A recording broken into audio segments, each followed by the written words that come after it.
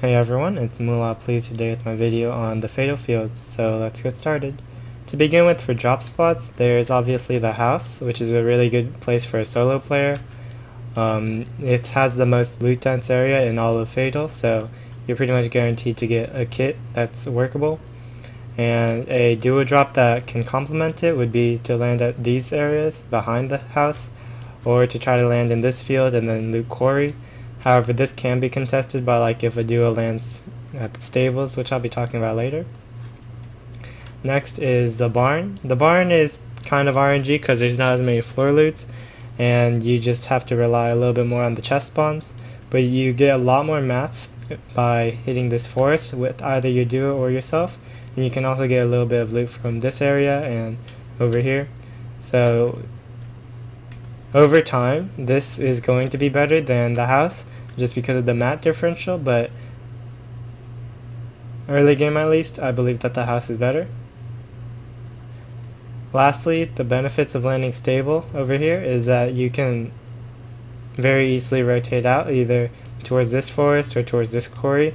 The only thing is that sometimes people land at this sky platform or land at this house over here, so it's not guaranteed that you'll be getting good loot, especially if you're a duo trying to make this drop work. The main thing that's unique about Fatal is the presence of the cornfields, so I'll try to explain a little bit about them later and how you can use them to your advantage, as well as an in-game clip of Brush doing it, who is a World Cup qualifier that qualified out of Fatal with his duo Sizlucky. In this game, I really wanted to look at how Tempo, Brush, and Sizz play it, since I think that they played it pretty strategically and well in general. So to begin with, they notice that their opponents are going to the barn area.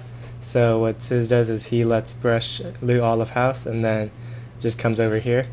So what he does there is he doesn't immediately shoot the drone because that'll give away the sound that he's separated from his duo. So he doesn't really want to do that, since the other players in barn will be more tempted to flat out push Brush. So then what he does is he gets a small angle of elevation here and can see that the tree falls over there and makes the call out to his teammate, obviously. And then around this time, Brush is also getting to the top of his house, and so they're both pretty much ready.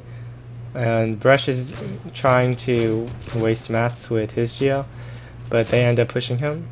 But while they're pushing him, Sizz gets the opportunity for tags like so, because of how large of an angle they have split between each other. And then I really liked how Brush got his initial kill here. It was really clean, so he's getting pushed pretty heavily because by now those players know that he's alone. So what he does is he literally just tunnels to the cornfields and then turns around, and while that player is trying to shoot for the chance of hitting Brush, he just rails him pretty much. And from here, Sizz also does a decent play. He sees where they are. He has no mats at this point, and so he comes on this side angle to try to get some tags. Unfortunately, none connect, and he gets insanely beamed. And from there, Brush and the other guy just do a 1v1. So here I just went ahead and mowed down the cornfield so that it was visible where the floor and chest spawns were. I believe with this one, I got unlucky with the amount of floor loots because I think there might be one more. So yeah.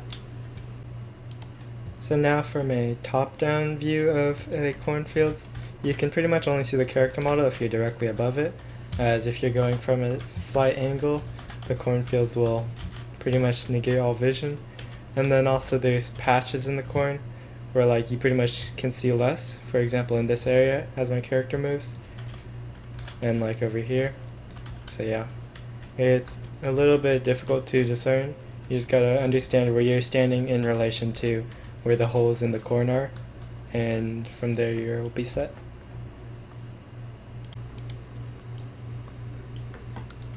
So here I just went ahead and mowed down the cornfield so that it was visible where the floor and chest spawns were. I believe with this one I got unlucky with the amount of floor loots because I think there might be one more. So yeah.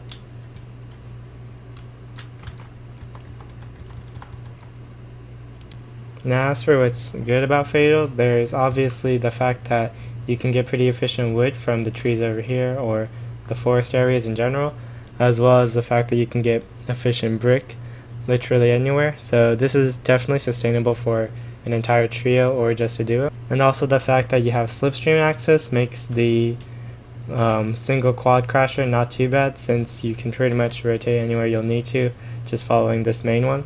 Also, there's 2 vending machine spawns, one over here and then one inside this shed over here. There's also a bunch of apple spawns like over here or here and just in general, as well as the fact that the surrounding loot such as this house and the sky platform and such is pretty good, and you can have a viable path if you're a solo playing it. As for what's average is the fact that there's 19 chests, not really including too much over here since I don't really count that as part of Fatal. And also you can pretty much only get like 500 metal in total, just from cars and like the silos.